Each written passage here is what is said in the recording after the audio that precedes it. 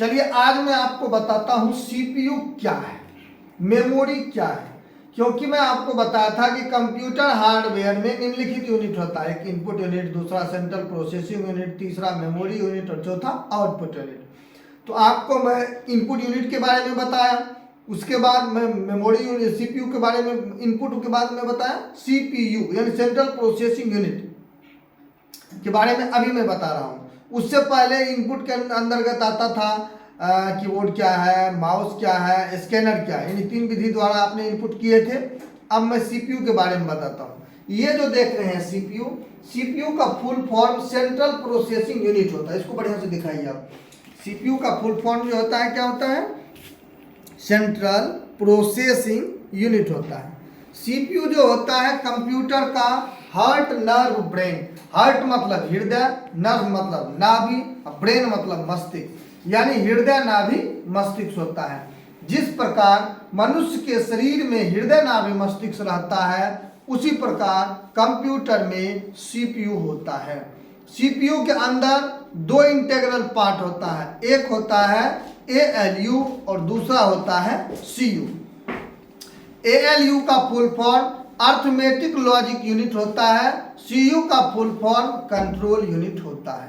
Arithmetic logic unit के मदद से आपने ऑपरेशन करने का काम करेंगे। ऑपरेशन मतलब होता है एडिशन, सब्ट्रैक्शन, मल्टीप्लिकेशन, डिवीजन, यानी जोड़, घटा, गुना, भाग करने का काम करेंगे। साथ साथ लॉजिकल डिसीजन मतलब तुलना करने का काम करेंगे। ए बराबर बी है या नहीं, बी बराबर सी है या नहीं, ये तुलना करने का काम जो है एएलयू के अंतर्गत किया जाता है। उसके बाद होता है सीयू, क्योंकि मैं बताया सीपीयू के अंदर 2 इंटीग्रल पार्ट होता है। कौन कौन? एक एएलयू और दूसरा होता है सीयू। सीयू का फुल फॉर्म कंट्रोल यूनिट होता है, अर्थात यूजर के द्वारा, यूजर किसको कहते हैं? तो जो व्यक्ति उपयोग करता है उसे हम यूजर कहते हैं। तो यूजर के द्वारा जो भी कंप्यूटर में डाटा डाला जाता है, उस डाटा को कंट्रोल करके रखने का काम, और या मेमोरी में रखा हुआ है उसे बाहर निकालने का काम, सारे डाटा को प्रोसेसिंग करने का काम कंट्रोल यूनिट करता है। नेक्स्ट मैं आगे बताता हूं मेमोरी यूनिट। मेमोरी मतलब होता है स्मृति, जिसे बोलचाल की भाषा में दिमाग कहते हैं। जैसे मान लिया किसी का दिमाग का नट बोल्ट तनिक को ढीला रहता है, क्या कहता है? तो बुद्धू है। जिसका नट बोल्ट तनिक को टाइट रहता है, कहता है ये तो बहुत इंटेलिजेंट है, नहीं पढ़ने में बहुत तेज लड़का है। हाँ, और जिसका नट बोल्ट खुल के गिर गया तो क्या कहता है? ये तो बिल्कुल मेंटल हो गया, यानी पागल हो गया। हाँ, तो मेमोरी मतलब होता है स्मृति, जिसे बोलचाल की भाषा में दिमाग कहते हैं।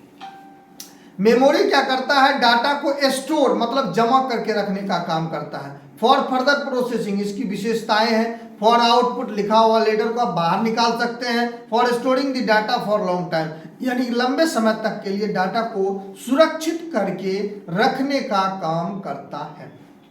मेमोरी 2 प्रकार का होता है, एक होता है प्राइमरी मेमोरी, दूसरा होता है सेकेंडरी मेमोरी।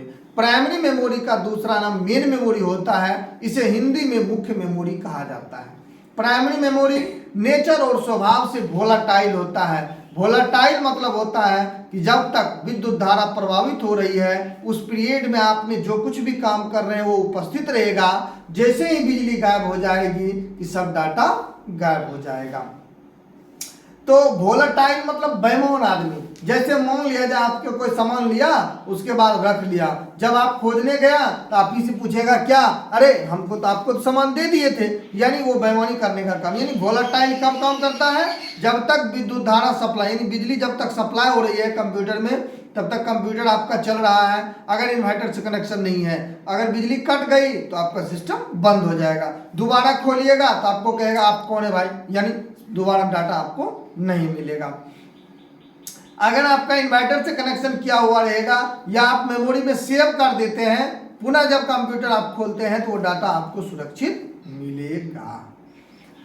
नेक्स्ट आगे मैं देखता हूं कि प्राइमरी मेमोरी 2 प्रकार का होता है, एक होता है रैम, दूसरा होता है रोम।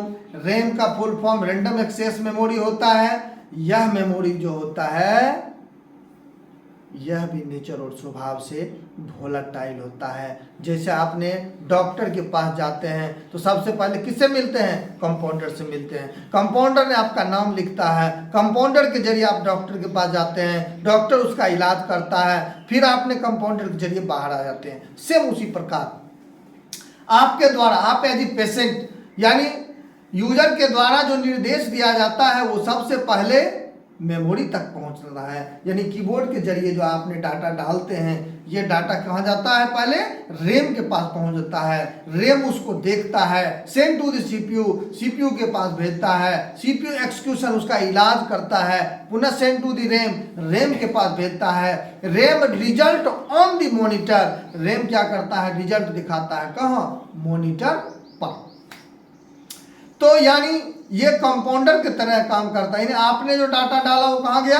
रैम के पास, रैम उसको देखता है कौन है, यानी कंपाउंडर देखता है कि भाई ये पेशेंट क्या है, नहीं है, कहाँ का है, उसके बाद उसका एडमिशन लेता है। उसके बाद फिर क्या करता है? डॉक्टर के पास भेजता है, डॉक्टर एज ए सीपीयू क्या करता है? रैम सीपीयू के पास भेजता है, सीपीयू उसका क्या करता है? इलाज करता है, पुनः फिर से क्या करता है? रैम को देता है और रैम रिजल्ट दिखाता है कहाँ? ऑन दी मॉनिटर, यानी मॉनिटर पर। नेक्स्ट आगे देखते हैं रोम। रैम के पहले प्रकार देख लेते हैं, क्योंकि मैं बताया था कि रैम प्राइमरी मेमोरी दो प्रकार का होता है, एक होता है रैम, दूसरा होता है रोम। अब रैम दो प्रकार का होता है, एक होता है एस रैम, दूसरा होता है डी रैम।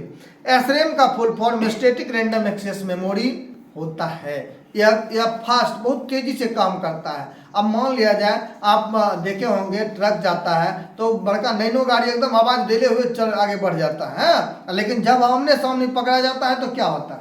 बिल्कुल नैनो तौर में ऊपर से बड़का हैवान आता है। यानी नैनो गाड़ी बहुत तेजी से चलती है, लेकिन उसके पास लोड रखने की क्षमता ही नहीं है। वो क्या करता है? हाईवा के बनस पर फास्ट काम करता है, लेकिन उसके पास वजन रखने की क्षमता नहीं है। उसी प्रकार आप एसरैम जो होता है वो तेजी से काम करता है, लेकिन इसकी मेमोरी कैपेसिटी लो यानी कम है। आगे देखते हैं डी रैम। डी रैम का full form dynamic random access memory होता है। यह मेमोरी जो होता है नेचर और स्वभाव से नॉन वोलेटाइल होता है। यह स्लो काम करता है। बहुत सारे मेमोरी के तुलना में इसकी कैपेसिटी हाई यानी ज़्यादा है। अब मैं आपको बताता हूँ रोम के बारे में। रोम का full form read only memory होता है। यह मेमोरी नेचर और स्वभाव से नॉन वोलेटाइल होता है। बिजली आए गए उससे कोई मतलब नहीं। जब आप फाइल को सेव कर देंगे तब वो कहाँ चला जाता है? रोम में चला जाता है। रोम 3 प्रकार का होता है, एक पी रोम, दूसरा ईपी रोम, तीसरा double EPROM. PROM का full form programmed read only memory होता है और ईपी रोम का full form erasable programmed read only memory होता है। डबल ईपी रोम का full form electrically erasable programmed read only memory होता है। पी रोम क्या करता है? स्पेशल रूप से प्रोग्राम को राइट यानी लिखने का काम करता है। कब? जब बिजली रहता है तब। उसके बाद ईपी रोम का full form erasable programmed read only memory होता है। इसमें एक अल्ट्रा वायलेट किरण होता है जो एक्सरा करने का काम करता है, साथ साथ आपके द्वारा जो प्रोग्राम बनाया गया उसे इरेजर मतलब मिटाने का भी काम करता है और लिखने का भी काम करता है।